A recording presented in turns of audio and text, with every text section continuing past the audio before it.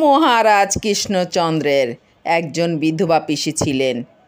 বুড়ির অগাধ টাকা পয়সা, কিন্তু একেবারে হাড়ে কিপটা। হাত থেকে জল গলে না, কাউকে একটা পয়সাও দেন না। মহারাজ কৃষ্ণচন্দ্র একদিন গোপালকে একান্তে কাছে ডেকে বললেন, গোপাল, তুমি আমার পিসির কাছ থেকে যদি 500 টাকা বাগিয়ে আনতে পারো তবেই বুঝবো তুমি প্রকৃতই চতুর ব্যক্তি। তোমাকে সকলেই যে চতুর বলে তার প্রমাণ এতে হবে। মহারাজ কৃষ্ণচন্দ্রের কথা শুনে গোপাল বললে, এ আর তেমন কঠিন কাজ কি? আমি অল্প দিনের মধ্যেই আপনার কৃপণ পিসিকে জব্দ করে 500 টাকা বাগিয়ে আনতে নিশ্চয়ই পারবো। না পারি তো কানমলা খাবো মহারাজ। মহারাজ কৃষ্ণচন্দ্র তখন গোপালকে বললেন, গোপাল, তুমি যদি আমার ওই কৃপণ পিসিমার কাছ থেকে টাকা বাগিয়ে আনতে পারো তবে যে টাকা তুমি বাগিয়ে আনবে আমি সেই টাকার 3 গুণ তোমাকে দেব। আমি হলফ করে বলতে পারি, আমার পিসির কাছ থেকে তুমি একটি কানাকড়িও বের করতে পারবে না। এমনকি কানমলা খেয়ে শেষে নাকানি চোবানি খেয়ে না ফিরে আসতে হয়। সাবধান হয়ে পিসির কাছে যেও। গোপাল মহারাজের এই কথা শুনে বললে, দেখুন না মহারাজ, জাদু দেখিয়ে টাকা বের করে আনতে পারে কি না। এই বলে চলে গেল হাসতে হাসতে। গোপাল পরদিনই রাজা কৃষ্ণচন্দ্রের পিসির বাড়িতে গিয়ে হাজির হলো উস্কো খুস্কো পাগলের মতো হয়ে। দেখলে চেনা যায় না, দেখলে মনে হয় ভীষণ অসুস্থ। পিসি জিজ্ঞাসা করলেন, হঠাৎ এদিকে কি মনে করে গোপাল? তোমার এ কি চেহারা হয়েছে? পাগলের মতো তোমাকে দেখাচ্ছে কেন? তোমাকে দেখে আমার বড়ই দুঃখ হচ্ছে। তোমার কি ভীষণ অসুখ করেছিল? গোপাল মুখ কাচুমাচু করে বললে, পিসিমা, কিছুদিন আগে একজন নামকরা গণক ঠাকুর হাত দেখে বলেছেন আমার আয়ু নাকি আর মাত্র 3 মাস। অনেক দিন আগে থেকেই আমার মনের বাসনা আপনার পাতের প্রসাদ পাই। আপনি যদি আমার এই বাসনা পূর্ণ করেন মরার আগে মনে একটু শান্তি পাব। সেই জন্যেই এই অবস্থা। পিসির যতই কৃপণ হোক, একজন মৃত্যু পথযাত্রী যদি পাতের প্রসাদ পেতে চায় তাকে বারণ করেন কি করে? তাই তিনি গোপালকে বললেন, আহা বালাই ষাট, এই কি তোমার মরবার বয়স? তা তুমি যখন আমার পেশাদ পাবার জন্য মনে মনে এতই বাসনা করেছ, তখন আগামীকাল আমার এখানে পেশাদ পেও।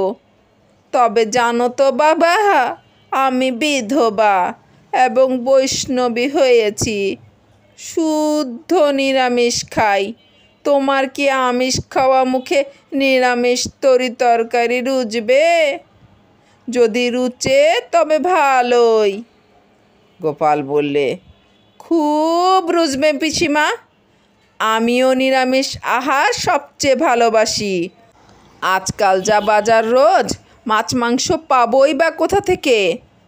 পিসি বললেন, বেশ বেশ, তবে বাবা খালিই এসো কেমন? তোমার কথা আমার মনে থাকবে। তোমার যা মনের ইচ্ছে তাই যেন পূরণ হয়। ভগবান তোমার মঙ্গল করুন। গোপাল মাথা নেড়ে বললে, আচ্ছা, আজ এখন তবে আমি আসি পিসিমা, কাল দুপুর বেলায় আমি আসব।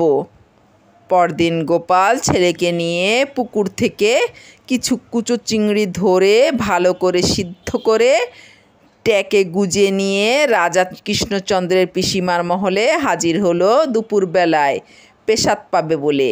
গোপাল তার এঁটো পাতেই খেতে বসবে বলে বুড়ি পিসি তাতে বেশ কিছু ভাত, লাউ ঘন্ট, শাক ভাজা, বেগুন ভাজা, আলু ভাজা এবং অন্যান্য তরিতরকারি পায়েস রেখে দিয়েছিলেন।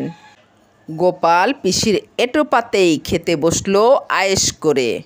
পিসি বললেন, গোপাল, তোমার বাছার যা যা দরকার লাগে চেয়ে নিও, লজ্জা করে খেও না যেন, বুঝলে? গোপাল মাথা নাড়ল। আচ্ছা, আমার যা দরকার চেয়ে নেব, এর জন্য চিন্তা করবেন না আপনি। বিশ্রাম করতে যান, আমার জন্য ভাবতে হবে না, আর দরকার হলে চেয়ে নেব। গোপাল খেতে খেতে এক ফাঁকে লাউ ঘন্টের সঙ্গে কুচু চিংড়ি সিদ্ধ মিশিয়ে দিলে। লাউয়ের সঙ্গে সিদ্ধ চিংড়ি দিলে ধরাই যাবে না। কুচু চিংড়ি মেশানো লাউ ঘন্ট রেখে দিল। গোপাল সবই খেলো, কিন্তু পাতে কুচু চিংড়ি মেশানো কিছু লাউ ঘন্ট রেখে দিল। পিসি জিজ্ঞাসা করলেন, তোমার আর কি দরকার বলো? পেট ভরেছে তো গোপাল? গোপাল মুচকি হেসে বললে, হ্যাঁ, খুব ভরেছে পিসিমা। লাউ কুচো চিংড়ির ঘন্টটা খুব খাসা হয়েছে। আহা, কি চমৎকার খেতে! যাকে বলে অমৃত। এরূপ কুচো চিংড়ির ঘন্ট আমি কোনো দিনই খাইনি। খাসা হয়েছে, কিন্তু যদি আর একটু দেন তবে মন ভরে শেষ খাওয়া খেয়ে নিই। এছাড়া আমার আর কিছুই লাগবে না। পিসি অবাক হয়ে বললেন, কি বললে? লাউ কুচো চিংড়ি? ধুর পাগল, ওটা যে নিরামিষ লাউ ঘন্ট, ওর মধ্যে আবার কুচো চিংড়ি তুমি পেলে কোথায়? তোমার নিশ্চয়ই মাথা খারাপ হয়েছে।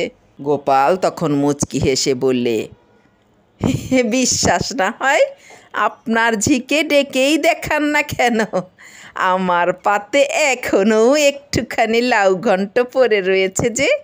কারণ এত ভালো হয়েছে যে পরে খাবো বলে কিছু রেখে দিয়েছি। এটা আমার বরাবরের অভ্যাস। পিসি তখন মুখ কাচুমাচু করে বললেন, ঝিকে ডাকার দরকার নেই। কই দেখি, চিংড়ি দেখেই বুড়ির চক্ষু স্থির।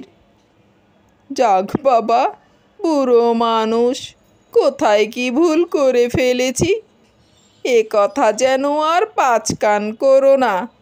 হয়তো জলের সঙ্গে সিদ্ধ হয়ে গেছে। কাউকে কিছু বলো না বাবা, জলটা ছেঁকে রান্না করলে ভালো হতো। গোপাল বললে, আমি কি চুপ করে থাকতে পারি পিসিমা? মহারাজ জিজ্ঞাসা করলে কি বলবো? ভাঁড়ের কাজ করি, কথা বেচেই তো খেতে হয় আমার। তাছাড়া আর কটা দিনই বা বাঁচবো?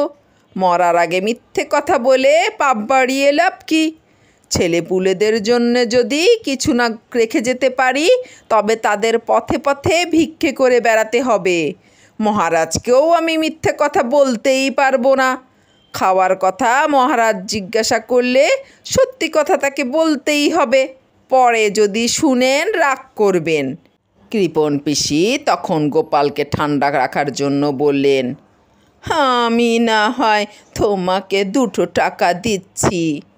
হে কথায় আর কাউকে বলো না, তাহলে আমার মান সম্মান সব যাবে।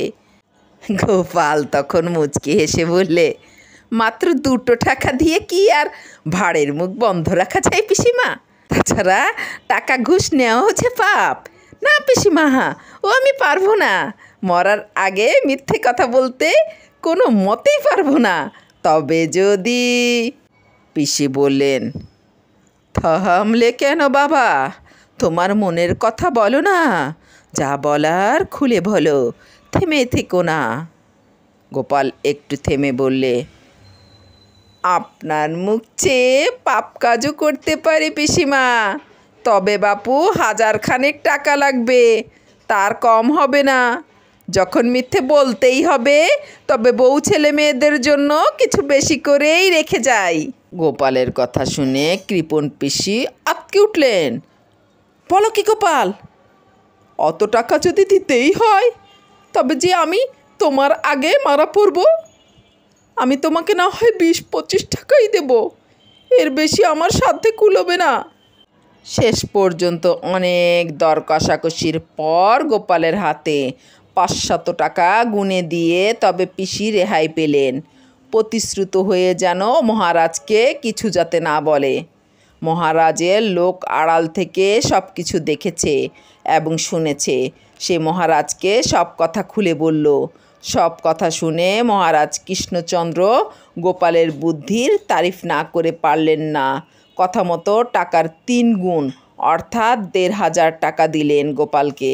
গোপালের বরফ কাটা বুদ্ধি দেখে আশ্চর্য না হয়ে পারলেন না।